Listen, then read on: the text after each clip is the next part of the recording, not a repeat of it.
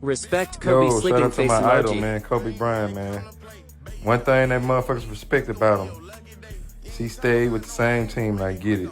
That Boston Celtics team, right? Even though he requested the trade the year before they got him, they got him this guy Gasol, right? But he stayed down. He lost. He didn't play that good in '08, right? Nobody really played good in '08. He come back 2010, get his redemption on that same Boston Celtics team, that same super team.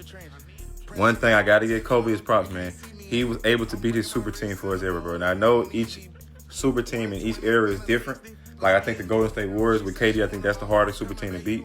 But unfortunately, you got to play who in front of you, right? So Jordan, he couldn't beat his super team, right? Whether you want to say it was the Boston Celtics, whether you want to say it's the Bad Boys, right? But I think it's more so the Boston Celtics, and he was getting swept. Same with LeBron, he couldn't beat the Warriors. So respect Kobe Bryant, man. It's a top 5 player of all time. The top 5. All right, this is a clear to me. I never had Tim Duncan close to Kobe. I think Kobe clears Tim Duncan respectfully. Even his own teammates thought Kobe cleared Tim Duncan. Go do your research, right? So this is Kobe versus Tim Duncan. It's for their career. So 30, Kobe got more points. Duncan got more rebounds. Kobe got more assists. Kobe got more steals. Duncan got more blocks. The true shooting is the same, which why the Kobe's inefficient narrative is not true. Because if he's inefficient, obviously you can see that means Tim Duncan was inefficient as well. He got more All-NBA first team. He got more first team defense. He got more All-Star appearances. And they got the same amount of championships, right? So, and another thing with Tim Duncan, he's not a great finals performer, right? Kobe's one of the greatest finals performers we've ever seen. The adversity he had to go through being able to beat the team that LeBron James couldn't beat in the late 2000s. Prime Kobe was so great that they had to block Prime Superstar to team up with him. Yeah, pretty much, man. Pretty much. After Shaq, they didn't let him get nobody else after Shaq.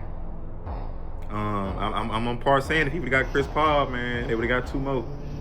He would have easily got 2 more. You got playing with a guy like Chris Paul, a pass first guy, versus a guy that Kobe want to shoot all the shots. That's ice cream and cake compared him to and then Chris Paul, what he bring then on the defensive end. Chris Paul and Kobe defensively, oh my God.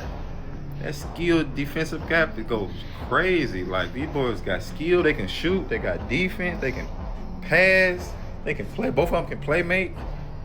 They knew not to let Kobe get, they knew not to let him get Chris Paul. They knew.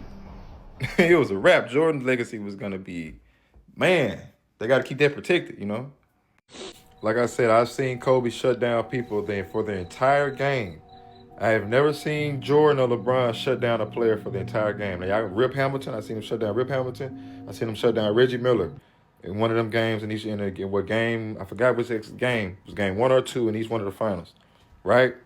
He's having to guard prime AI. He's having to guard prime Carmelo Anthony, prime Kevin Durant, right? Prime Paul Pierce, Ray Allen. He got tougher competition than Jordan, right? Now, LeBron has tougher competition than both of them. But like I said, LeBron is not a two-way player. He's an all-around player. If Kobe's not focusing on scoring, he's focusing on defense.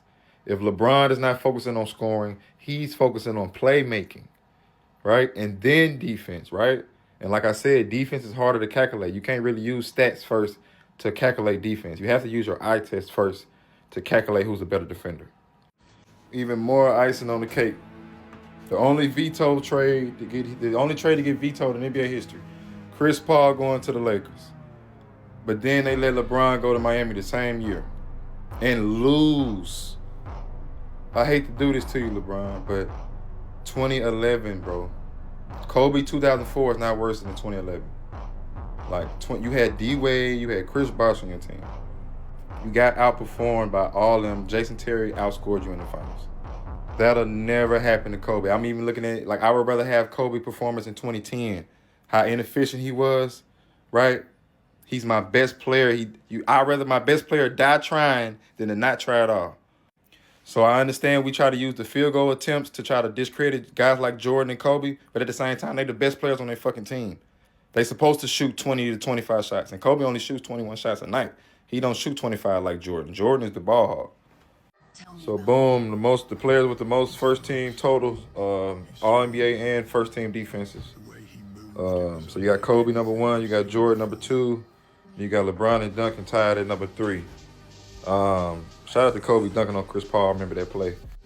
Kobe, the only guy in history to score 600-point playoff points in 3 consecutive playoff runs from 08 to 10. Man, I watched this dude play. Like, I see Kyrie Irving. Like, he's one of the most skilled players. And the thing about Kobe's skill, he's just as skilled on offense as he is on defense. Most of these skilled players like Jokic, he only skilled on offense. Curry is only skilled on offense. Kyrie Irving is only skilled on offense. This guy's skilled on both ends. Like, and then another thing with the one-on-one defense, he's one of the best one-on-one defenders of all time. He's a better one-on-one defender than LeBron. He's a better one-on-one defender than Jordan. It's easier to roam. Roaming is more valuable, but it's easier to roam. Kobe Bryant is the greatest player of all time, bro. He's the greatest two-way player of all time, right? And I know I'm big on stats. I'm a stats guy, but stats don't value competition, right? And okay, so let's look at LeBron. So even if I think LeBron is a better defender, that's because he's more valuable than Kobe on defense. He's not a better roamer than Kobe is a better perimeter defender, right? LeBron is not even a two-way player, right? I've moved LeBron down to #2. I still think LeBron and Kobe is better than Jordan. Now, I know the Jordan fans gonna come at me with two-way, but the thing is, Kobe was guarding tougher people than Jordan. So I don't think Jordan is a better two-way player than Kobe, because I think Kobe's a better defender because of the people he was guarding. So any other two-way player you name besides Jordan and LeBron, the gap is bigger on offense. Them the only two people you can say, and he's, like I said, I just told you why he's a better two-way player than them. You can bring up Shaq. He won outside of Shaq, right? Better.